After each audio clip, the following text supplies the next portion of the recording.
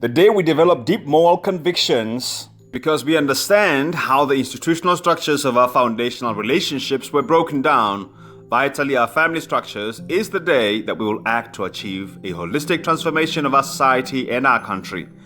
The day we act with full comprehension to fix these structures instead of just complaining and complying with the status quo, then crying that they don't work because the system is against us, is the day that we will see the real change that will benefit our children and the next generations to come. In 2019, 3,262 young girls aged between 10 to 14 gave birth in my beloved country, South Africa. This is a tragic statistic that is a nightmare, a reality for the majority of our people in South Africa. Heartbreaking that vulnerable girls still developing now have an institutional responsibility to raise children while they are still children themselves. Many of us have identified all that is failing with our society, but we need to fully grasp how it happened, why we are not learning the necessary lessons to stop further deterioration of our society. We are better resourced as a humanity. South Africa has sufficiently advanced infrastructure to make this change a reality, not just a dream. What do we need to understand? We need to understand that there are three elements in our spheres of influence as people, that all three are interconnected in a synchronistic relationship. Each of these elements has to be present in each sphere of influence for us to be holistically developed to function at our best potential, both for ourselves and for our mutual benefits. Our potential is trapped in our functional ability as a community. Our potential is our strength. So what is influence in this context?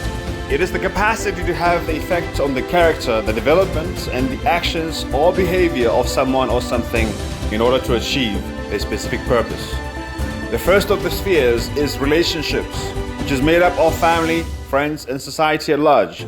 Secondly is the environment, which is made up of culture, societal norms and standards, politics, economic conditions, and transcendental belief systems such as religion and superstition. The third, which is the most important one as it has stood the test of time and has authority over the first two, that is institution. That is made up of education, governance, which is the law and order that pragmatically governs our living conditions and our living together as individuals and as a people, the economy, and the media. Now, each of these elements has to be present in all three spheres for us as individuals and society to function properly. We are relational, social, and institutional beings, and yet this one important element of institution has been missing, or rather was made structurally difficult to exist in the other two. Family relations need both parents for institutional order. The South African system is not and continues to be structurally conditioned to maintain this imbalance, leaving shameful gaps in living conditions. The absence of one or both parents in the majority of South Africans' foundational structures impedes a holistic development of us as individuals and society. Our environment consequently lacks institutional order because it isn't primarily made up of people who come from relational and societal structures with proper institutional order. So what happens when the element is missing? We develop an overdependence and an overall imbalance on the formation and shaping of our mindsets.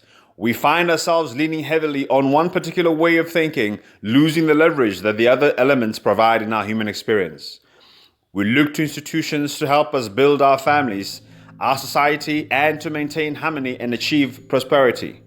We are struggling currently in the country with tribalism, xenophobia, with crime, and psychosocial ills like teenage pregnancies when there is no institutional order. We look to teachers to raise our children and to teach them manners.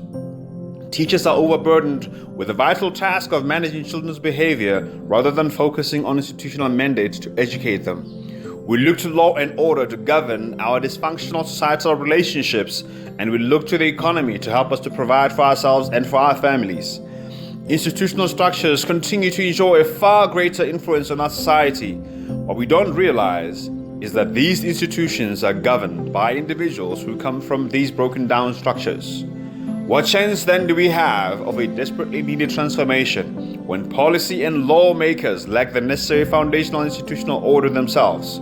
What caliber of future leaders are we raising when our foundational structures remain bankrupt of institutional order? We need to zone in on and and identify and urgently act on which elements do we need to fix in all three spheres to influence our mindsets, consequently our actions and behaviors. Our future, our children's future, the generations that are to come desperately hangs on what changes we make into these three spheres. Mindset development is the solution for the future.